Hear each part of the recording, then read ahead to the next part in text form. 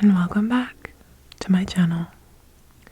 Today I have another true crime ASMR video for you.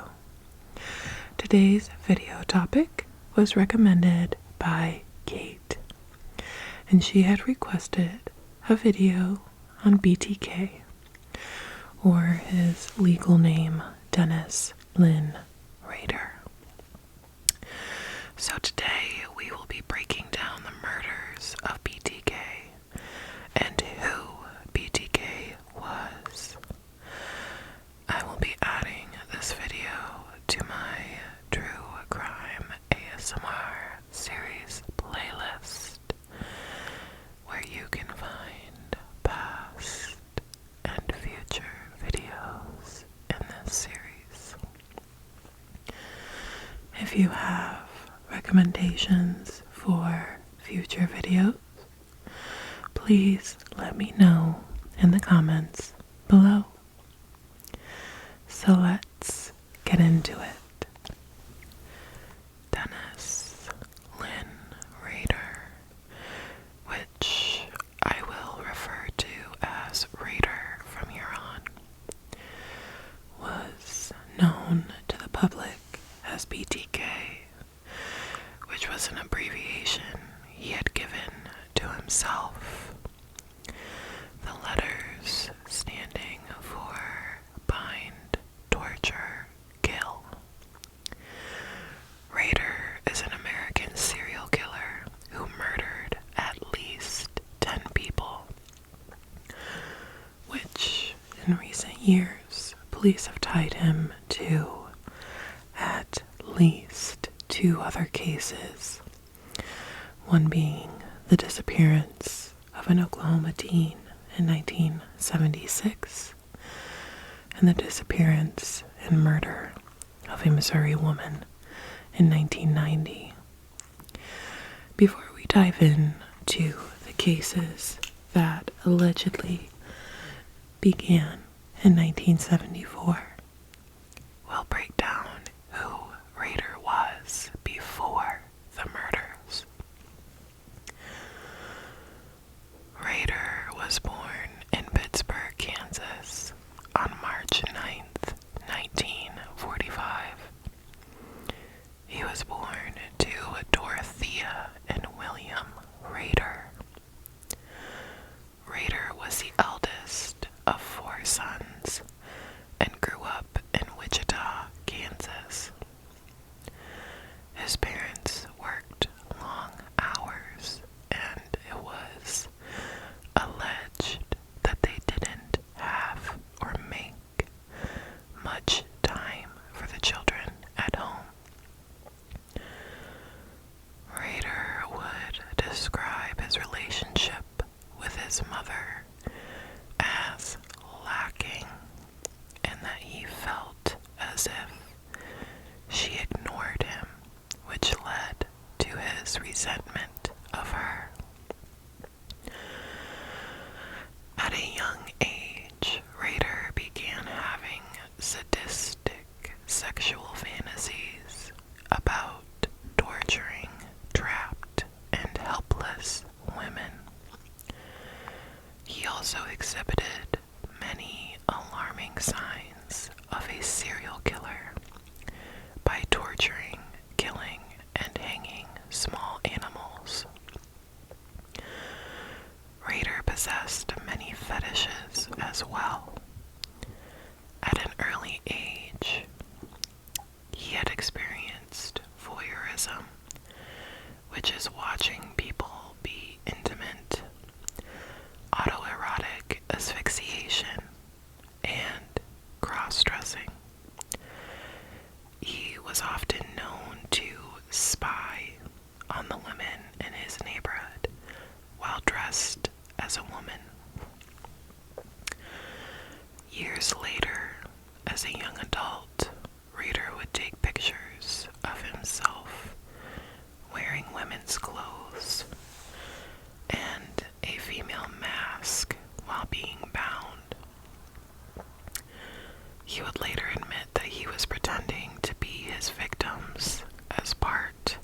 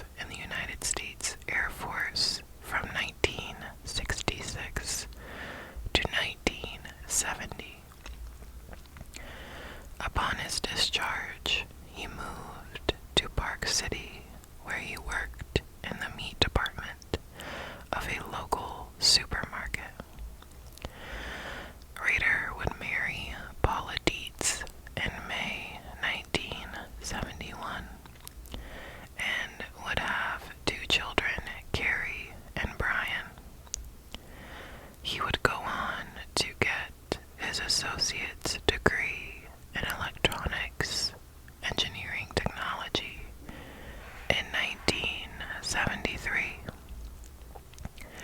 He would then go to Wichita State and graduate with a bachelor's science degree, majoring in administration of justice. He would work at ADT Security Services from 1974 to 1988, where he would install security alarms for homes, which is it's already messed up, but most of the people that he was putting security systems in their houses were saying that it was because of the BTK killings, which I'm sure inflated his ego more. I would also like to add that I don't like giving him more notoriety, but these victims deserve to have their names heard. But that's all I will say on that. After some time, he would go to be a dog catcher and compliance officer in Park City. During this time, people in the neighborhood that Reader worked in would recall him as being overzealous and extremely strict, as well as taking special pleasure in bullying and harassing single women. One neighbor complained that Reader killed her dog for no reason. Reader was a member of the Christ Lutheran Church in Wichita and had been elected president of the church council. Reader was very active in his community and was even a Cub Scout leader. Now, we have learned about his life as a family man, a Cub Scout leader, and a church president. We are going to move on to his alter ego, BTK, and the life that he kept hidden from his family and community for years. In the early morning of January 15th, 1974, around 7:30 a.m., Reader would cut the phone lines of the Otero family home. He would enter the home through the back door that young Joey Otero, age 9, opened to let the family dog out. Julie, who was 33, Joseph Otero Sr., who was 38, Joey Otero, age 9, and Josie Otero, age 11, were home at the time. Julie having just dropped her older children off at school that morning. Reader had first targeted the family 2 months prior to the murders, when he spotted Julie leaving to take her children to school. On the morning of January 15th, he told the Otero family that he was a wanted man in California. I would like to also add that this is only him and his wife were married in 71. This is only 3 years after being married. Now, he had told them he was a wanted man from California and then ordered them to lie on the floor while Julie and Josie were on the bed. He then would restrain the wrists and feet of Joseph and Julie. He covered Joseph's head with a plastic bag. Joseph Sr. would chew a hole through the bag, so Reader applied another and tightened it, slowly suffocating Joseph to death. Rader would then attempt to strangle Julie, and according to Rader, she woke back up and was pretty upset with what was going on. Julie would then beg for her son's and daughter's life, which Rader would then taunt her by removing the bag and showing her Joseph Sr.'s body. Julie would then scream for her son to be spared, to which Rader would state he put her down permanently by strangling her to death. After, he would place a plastic bag with 2 t-shirts and an additional bag over that on Joey Jr.'s head. Rader stated he watched Joey thrash before suffocating to death. Afterward, Rader led Josie down into the basement, where he hanged her with a noose from a pipe. Police would later find Rader's semen near her partially clothed body. Rader would write a letter that he stashed inside an engineering book in the Wichita Public Library in October 1974. This note or letter described in detail the killing of the Otero family. On April 4th, 1974, Rader broke into the home of 21-year-old Catherine Doreen Bright. He had broken in through her screen door, but was surprised to find her 19-year-old brother, Kevin, was also in the home. He moved Catherine to another bedroom and tied her down after forcing Kevin, who was being held at gunpoint, to restrain his sister with a rope that Rader had provided. Rader had attempted to strangle Catherine before stabbing her 3 times in the back and lower abdomen with a knife when she struggled too much. Kevin was strangled and shot in the head, but somehow survived despite this and escaped before Rader could attempt anything more. Which I tried looking more into Kevin Bright, because obviously this is amazing that he was able to escape, but he has stayed under the radar pretty well. He has met with newscasters and has stated that he does not fear death. Pretty morbid, but I'm sure this incident has scarred him for life. I couldn't imagine how someone could deal with this. In October 1974, Rader would make his first introduction to police. A man had allegedly confessed to killing the Oteros with 2 friends. This would be reported to the public, and soon after, an editor at the Wichita Eagle would receive a strange phone call that directed him to a mechanical engineering book at the Wichita Public Library. Police would find the book and a letter wedged inside.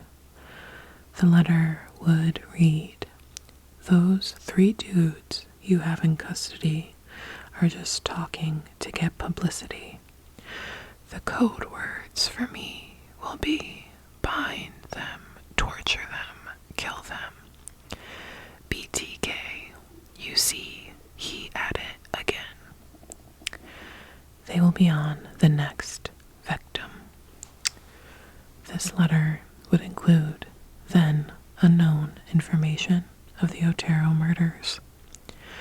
The letter filled in authorities with recognizable aspects of BTK, which was his peculiar brand of misspellings and grammatical errors, along with a distinct sexually suggestive signature. On March 17th, 1977, 25-year-old Shirley Vian, which there are different, I've seen multiple different last names for her, so I'm assuming they gave her her maiden name in some of these. But Shirley Vian was found dead in her Wichita home. Rader had been stalking her and had located her by following her 5-year-old son to her house. While Vian was feeling unwell, she had sent her son to go get her soup. During that time, Rader entered the home and pulled a gun out from under his jacket. After tying up Vian and her 3 children, he would lock the children in the bathroom. He would take Shirley to the back bedroom. Rader restrained Shirley while she vomited before tying her legs to the bedposts. He then strangled her with rope after placing a plastic bag over her head while her children screamed and banged on the door of the bathroom. Rader had intended on killing the children, but luckily they were able to escape.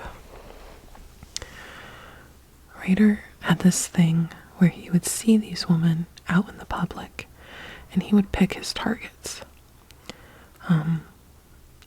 Rader had watched 25-year-old Nancy Jo Fox go into her home in Wichita. He would begin stalking her. And I just want to note, this man is like so predatorial. He would find a target and then stalk them, like for weeks before he would murder them. He'd find out their day-to-day routines, what times they were alone, and this was no different with Nancy Jo. On December 8th, 1977, Rader would knock on Nancy's door and receive no answer. After she didn't come to the door, he would go around the house to cut the phone lines. He would then break in to her kitchen, where he would wait for Nancy. When Nancy returned to the kitchen, she fully cooperated, hoping Rader would spare her life. Unfortunately, this would not be the case, and Rader would strangle her with his belt on her bed. Before her death, Rader stated he told her he was responsible for the murders of the Otero family. The following day, Rader would call police and inform them that they would find Nancy's body at her home from a phone booth, stating to the 911 dispatcher, "You will find a homicide at 843 South Pershing." On January 31st, 1978, BTK would reach out to the Wichita Eagle with a poem that begins with, Shirley locks, wilt thou be mine?" Unaware of the connection to Shirley Vian and believing it to be a Valentine's Day note, the mail clerk forwarded the card to the paper's classified ads department. On February 10th, 1978, BTK would make a more direct threat to the public and would send a message to the Wichita base Cake TV. The message stating, "How many people do I have to kill before I get my name in the paper or some national attention?" He would then list off suggested nicknames for himself, including the BTK Strangler, the Wichita Hangman, and the Asphyxiator. Wichita Police Chief Richard LeMunyon would then call a news conference to reveal for the first time the presence of the BTK strangler, stating, "We have no reason but to believe the individual has the capability to kill again," he warns. On April 28th, 1979, BTK would have a surprise. He would wait for his next victim, which he had chosen Anna Williams. But he would give up and leave when the 63-year-old woman took too long to return home. Less than 2 months later, Williams learns of her brush with death when she receives several of her personal items by mail, along with a poem titled, "Oh Anna, Why Didn't You Appear?" In the hopes of finding BTK, police release the recording of BTK's December 1977 phone call to 911. Tips would pour in from listeners who thought they recognized the voice. However, no relevant answers came in.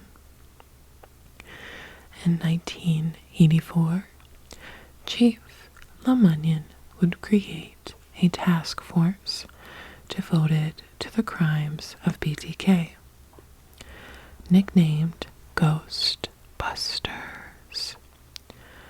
The task force would carefully organize and preserve valuable evidence and attempt to track down the killer.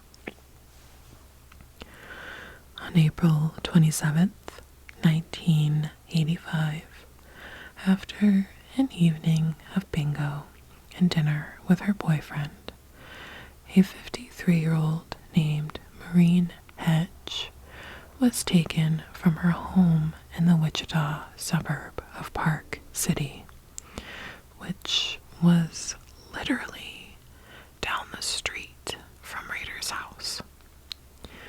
So this woman probably knew him, had seen him in the community.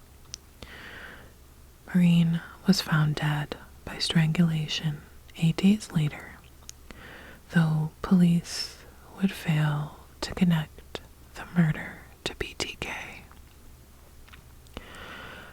On September 16th, 1986, Bill Weggerl would return home for lunch and would find his 2-year-old son sitting by himself and his wife, Vicky, dead in their bedroom. In the absence of other credible evidence, the husband becomes the primary suspect in Vicky's death. On January 19th, 1991, BTK would throw a cinder block through a sliding door at the home of retiree Dolores Davis. He would then strangle her to death and leave her body by a bridge. This would be what is believed to be the last killing, and BTK would fall off the map. Now, over 10 years later, the Wichita Eagle would run a 30th anniversary piece on BTK. They would print an article recalling the terrors BTK wielded in the 70s and suggested that he had faded from memory after so many years. Rader would admit later that this article is what drove him to revise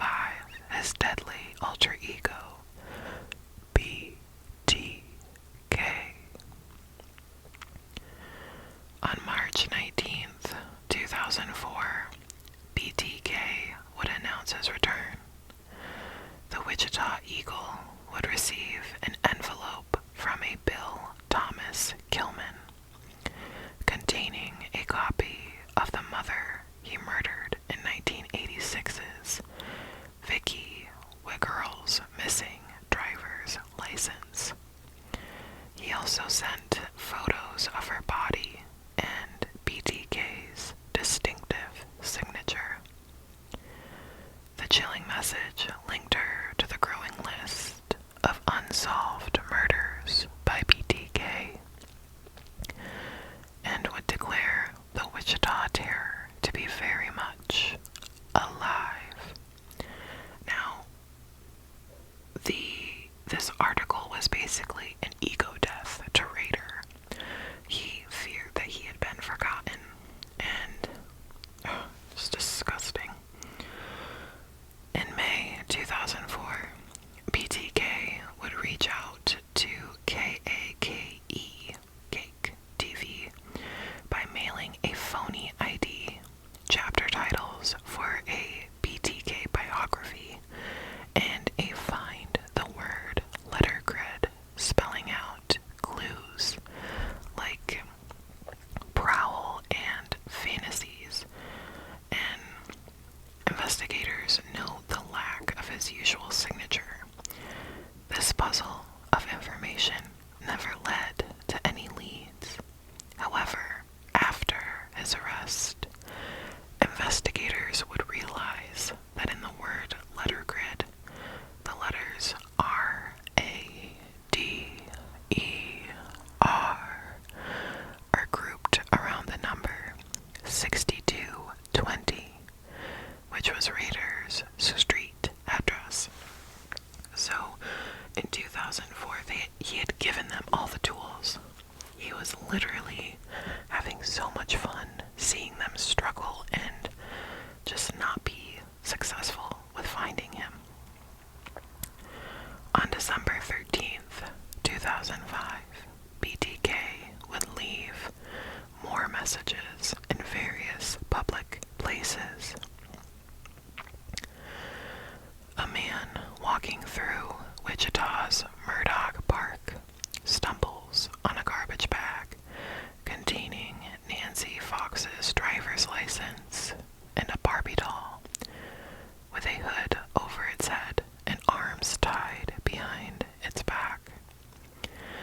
In that following January, in 2006, a postcard would be mailed to KAKE TV with instructions.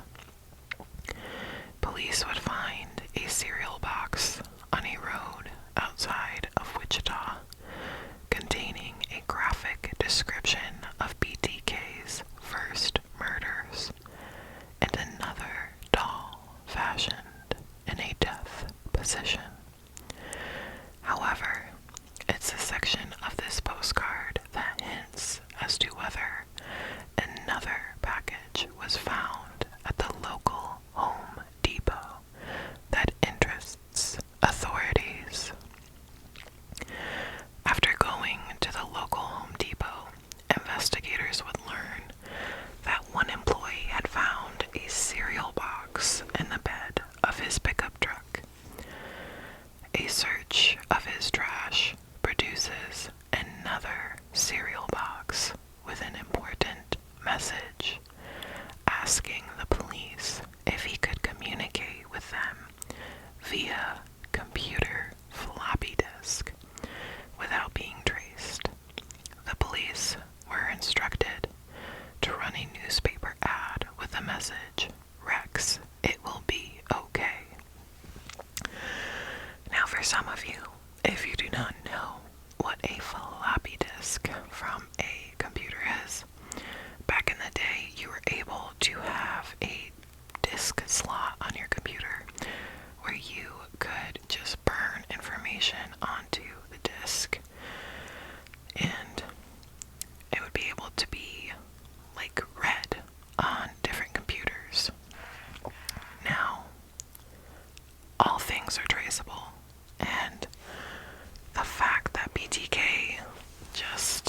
was not smart enough to know that there is always a trail.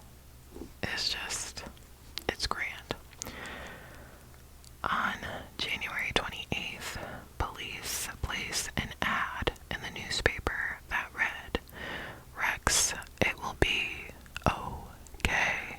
Contact me at P.O. Box First 4, reference number 67202.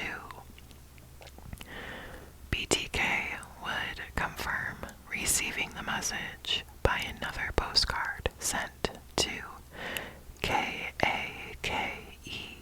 Cake TV. On February 16th, 2005, a computer disk would arrive by mail and is relayed to cybercop Randy Stone, who would uncover BTK's message about checking an index card for more information, along with a hidden metadata that revealed the disk to have been used by a dentist at the Christ Lutheran Church and Park City Library. Within seconds of research, police would find the president of Christ Lutheran Church, Dennis Rader. The Ghostbusters had preserved DNA evidence that was waiting for this moment. Police would find out that Rader's daughter, Carrie, had been in the hospital for a pap smear. The hospital would turn over a sample of her DNA, which would match that of BTK. On February 25th, 2005, heading home from the office to have lunch with his wife, Rader would be pulled over by the line of police cars trailing him and taking him into custody. He confesses after being confronted with the DNA evidence and enjoys what he believes is a bonding session with law enforcement. Although he is plainly irritated that Landwehr lied to him about the security of communications via computer disk, BTK's arrest is announced at Wichita City Hall the following day. On February 28th, 2005, Rader was charged with 10 counts of first-degree murder. Soon after his arrest, the Associated Press cited an anonymous source alleging that Rader had confessed to other murders in addition to those with which he had been connected. However, the Sedgwick County District Attorney denied the story, yet refused to say whether Rader had made any confessions. I'm so sorry. My dog is making his rounds.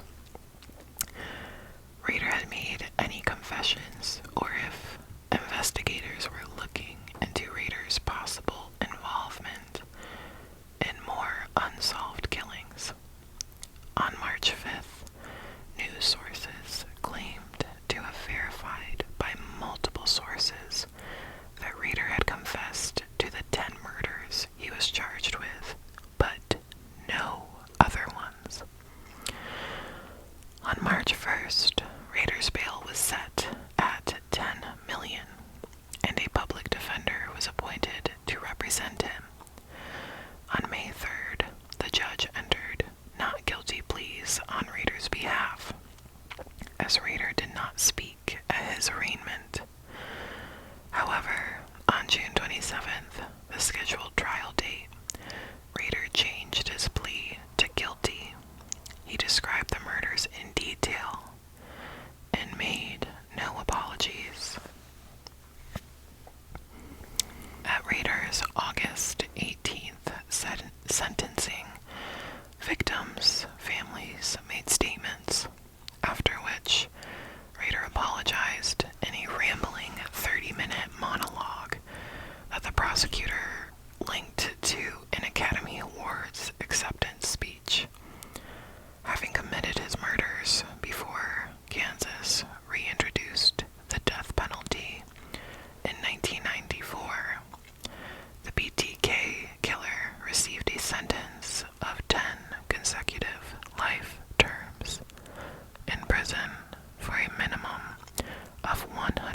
75 years without the possibility of parole.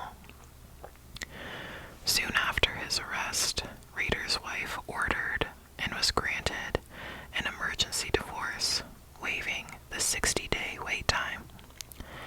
In January 2019, Rader's daughter would write a book about him. His daughter Carrie titled the book, A Serial Killer's Daughter, My Story of Hope, Love, and Overcoming. The memoir describes her relationship with Radar growing up and how she overcame the horror of discovering his crimes. Following Rader's arrest, police in Wichita, Park City, and several surrounding cities looked into unsolved cases with the cooperation of the state police and the FBI. They particularly focused on cases after 1994, when the death penalty was reinstated in Kansas. So they wanted BTK to be unsubscribed from life, which I do not blame them. Police in surrounding states such as Nebraska, Missouri, Colorado, Oklahoma, and Texas also investigated cold cases that fit Rader's pattern to some extent. The FBI and local jurisdictions at Rader's former duty stations checked into unsolved cases during Rader's time in the service. After exhaustive investigations, none of these agencies discovered any further murders attributable to Rader, supporting early suspicions that Rader would have taken credit for any additional murders that he had committed. As a result, the 10 known murders were at that point believed to be the only murders for which Rader was actually responsible. Although Wichita police are fairly certain that Rader stalked and researched a number of other potential victims. In February 2019, Rader would write a letter to the Daily Mail boasting about how he is treated like a pet inside the high-security El Dorado Correctional Facility.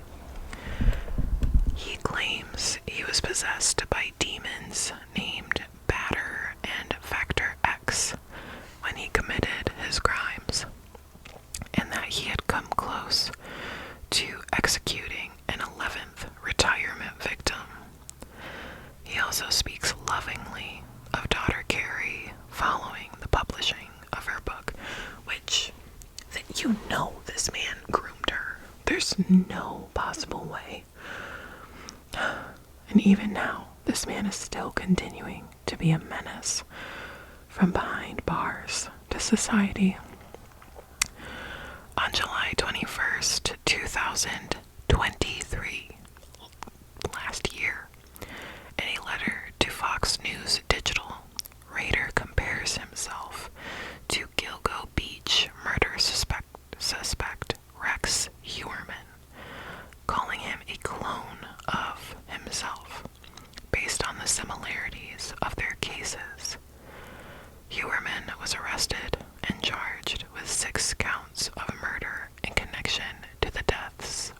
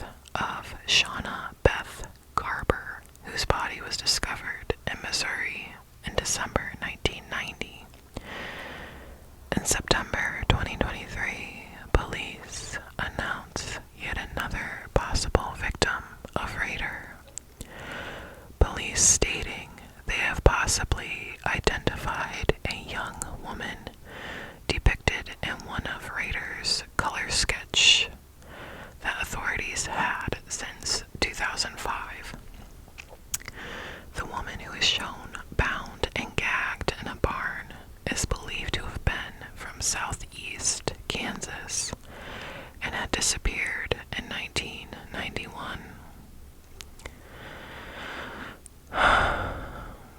So that is BTK. This was an extremely heavy video and script for myself to write. With all this terrible information, I can't believe he went over 30 years with no consequences for his actions. I don't like that I'm giving him more notoriety by posting this, but I think it is important to let people know that sick men like this exist. Yes, his name is again being put out there, but so are these victims. It's important to be aware, and it's important to know that the people you think are so perfect have the capability of being a complete psychopath, like BTK, behind closed doors. Be aware of this, and I always say, trust no one unless, even if you know them, you really don't know anybody, it seems. Just look at his wife and daughter, which, to be fair, I don't know how as a wife you can just not know what your husband is doing. I'd be dogging my man at all times, but maybe she didn't know. She probably just thought he was out cheating on her and he was actually murdering people. He had to have been trying these fetishes and fantasies on his wife. But as we know, 3 years into their marriage, he was going and killing entire families. And I do believe Carrie was groomed. There's no way. I mean, we do see in his crimes that children were the one, he spared them more often than not, more often than the adults. But Carrie was definitely groomed. There's no way.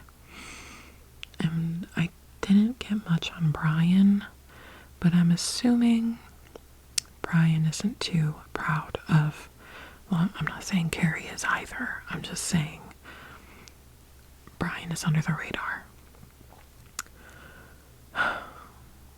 Just very heavy today. Very heavy. I will be putting this video as only for 18 and above. This video is we went very in depth on a lot of murders today. I'm not saying that we don't usually, but today's video just is not fit for younger viewers. But anyway, I hope you found this video to be informative and relaxing despite its content. Please keep these victims' names alive and keep the idea that no one is who they present to be. Spooky, spooky dreams, my dears, and I will see you again soon. If you have any recommendations for future videos, my comment section is where you can voice what you would like to hear in our next video. Thank you so much to Kate for recommending this video. I hope you enjoyed how long this is going to be. This video is going to be up there with the Menendez murders in relation to how long the video itself is, which I hope you enjoy. As always, I will be adding this to my true crime ASMR video playlist.